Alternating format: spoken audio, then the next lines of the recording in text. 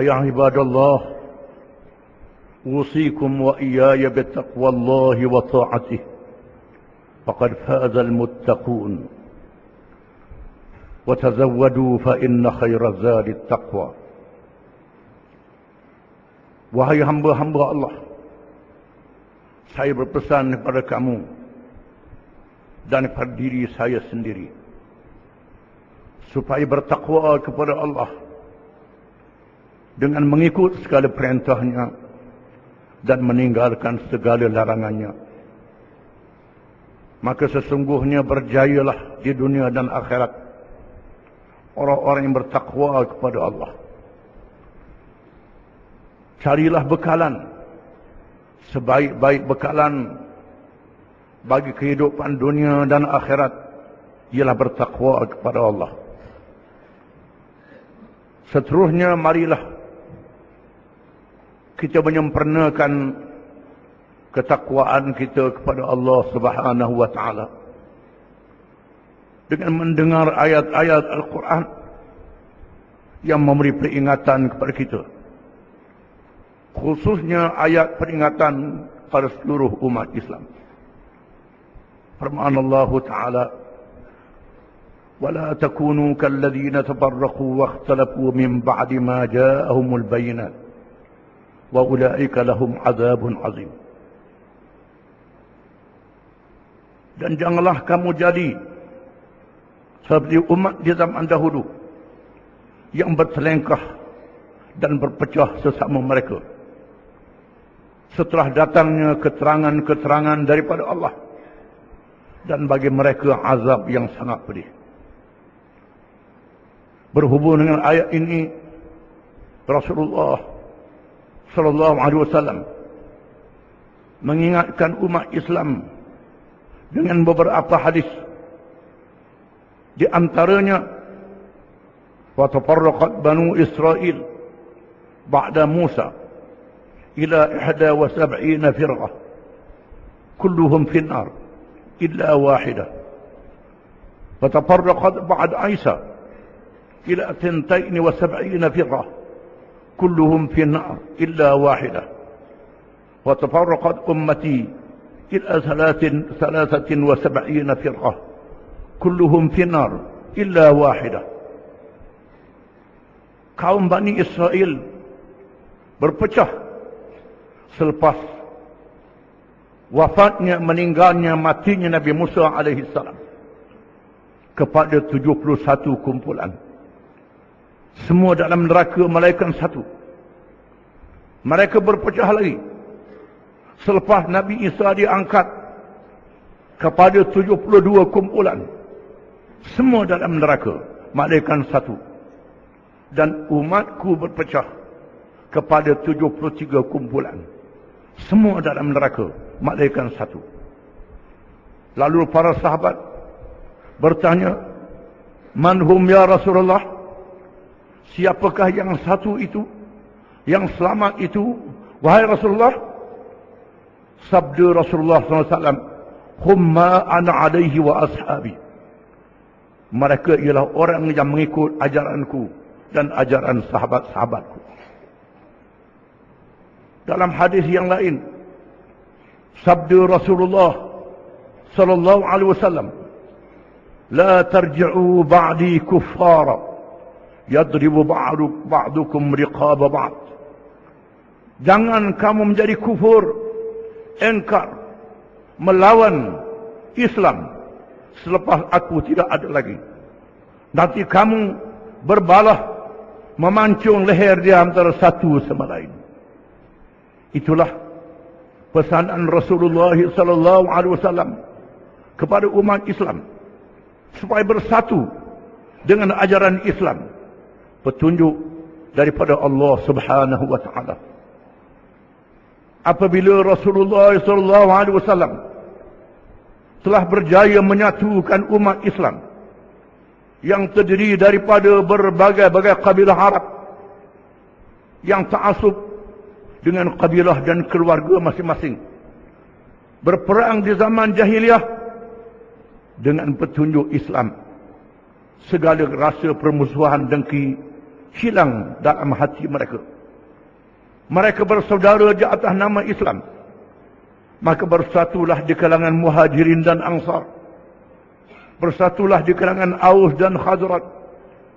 Bersatulah di kalangan kabilah-kabilah Arab yang masuk Islam, di mana persaudaraan Islam yang menyatukan umat telah menjadikan umat Islam umat yang hebat dan berjaya menarik manusia berbagai agama yang tidak menganut Islam berada di bawah kerajaan Islam, tunduk di bawah hukum Islam yang adil, bersatu di atas nama kemanusiaan.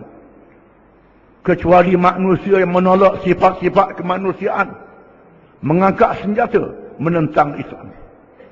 Kesatuan umat Islam di atas dasar persaudaraan iman dan di atas dasar kemanusiaan yang telah ditunjuk oleh Allah, dilaksanakan oleh Rasulullah sallallahu alaihi wasallam, telah berjaya mempertahankan kehaibatan umat Islam.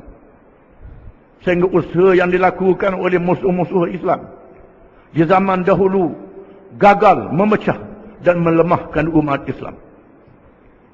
Apabila orang-orang Yahudi yang bersifat dengki masih ada di Madinah, menanamkan semangat permusuhan jahiliah di kalangan Aus dan Khazraj yang telah menganut Islam, hampirlah berperang kembali pemuda-pemuda di kalangan dua kabilah ini.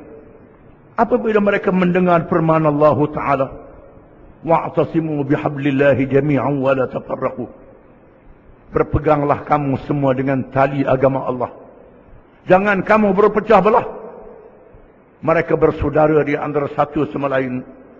Rasa marah dapat dihilangkan. Begitulah apabila matinya, wafatnya Rasulullah sallallahu alaihi wasallam, para sahabat yang bertelengkah untuk memilih siapa yang menjadi ketua negara, khalifah, memimpin kerajaan selepas matinya Nabi sallallahu alaihi wasallam.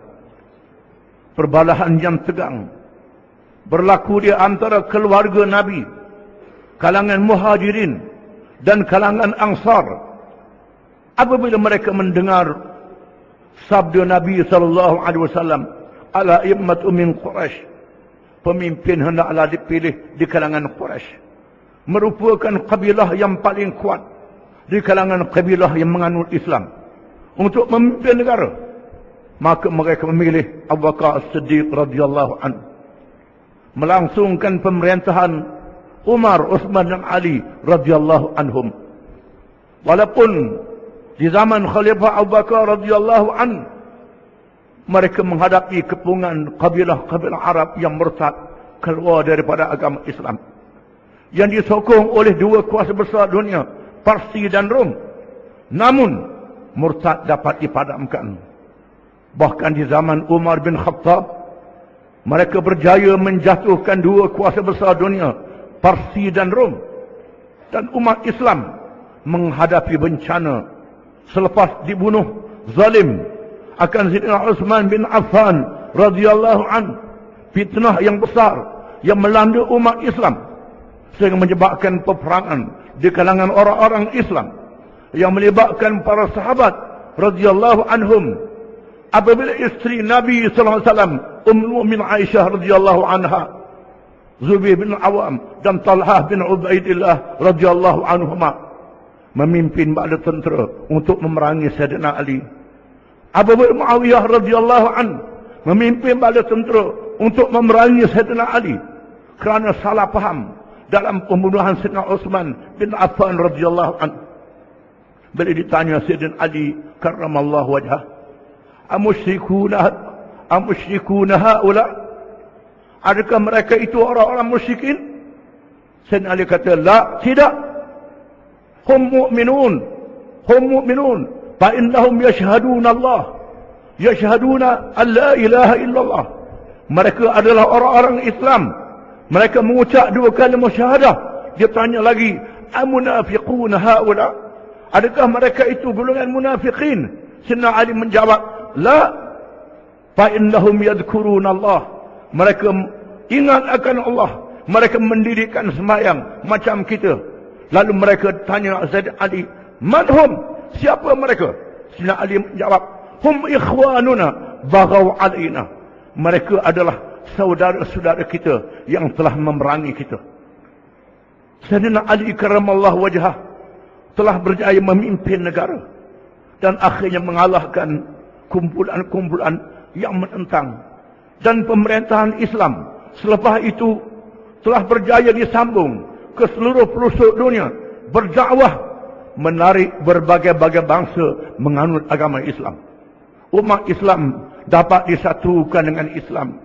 Walaupun mereka berpecah kepada mazhab-mazhab yang banyak, namun mereka dapat menghadapi musuh-musuh Islam yang datang dari segenap penjuru. Di zaman mutaakhir, umat Islam telah mengalami perpecahan yang sangat parah. Apabila mereka meninggalkan syariat Islam, meninggalkan amar ma'ruf dan nahi munkar, meninggalkan hukum Allah Subhanahu wa taala, kekuatan akidah mereka tidak kuat lagi. Mereka terpengaruh dengan ajaran-ajaran yang asing daripada Islam, menganut faham sekular yang memisahkan agama daripada urusan dunia, melahirkan ideologi-ideologi kebangsaan, ideologi-ideologi kapitalisme, sosialisme, komunisme, dan berbagai-bagai pahaman yang dibawa oleh penjajah ke dalam negeri orang Islam. Dalam keadaan kejahilan, orang-orang Islam menganut berbagai-bagai kepahaman ini dalam keadaan masih bersembahyang, masih mengerjakan haji, masih berpuasa Ramadan, masih menunaikan zakat, tetapi jauh dari syariat Islam. Inilah bencana yang dihadapi oleh umat Islam di akhir zaman. Adalah menjadi kewajipan kepada umat Islam kembali semula kepada kitab Allah dan petunjuk Nabi SAW yang mengajar mereka dalam semua urusan hidup, semua perkara, supaya meninggalkan segala pahaman-pahaman yang lain daripada Islam. Kerana tiada jalan bagi mengembalikan kesatuan umat, mengembalikan kehebatan umat Islam, melainkan membina syakhsiah, membina jati diri umat Islam melalui ajaran Islam yang terkandung dalam kitab Allah dan sunnah Nabi sallallahu alaihi wasallam, yang disebut oleh Nabi, "Hum ma ala alaihi wa ashabi." Mereka yang ikut ajaranku dan ajaran sahabat-sahabatku. A'udzu billahi minasyaitonir rajim. Bismillahirrahmanirrahim. Wal 'asri innal insana lafi khusr illa alladhina amanu wa 'amilus shalihat wa tawassaw bil haqqi wa tawassaw bis sabr. Demi masa, sesungguhnya manusia itu dalam kerugian, malaikat orang-orang yang beriman, yang mengerjakan amal yang baik, yang berpesan-pesan dengan kebenaran dan berpesan-pesan dengan kesabaran. Barakallahu li wa lakum bil kitab was sunnah wa nafa'ani wa iyyakum bil ayati wal hikmah. Aqulu qawli hadha wa astaghfirullah al-azim li wa lakum wa li sa'iril muslimin wal muslimat innahu huwal ghafurur rahim.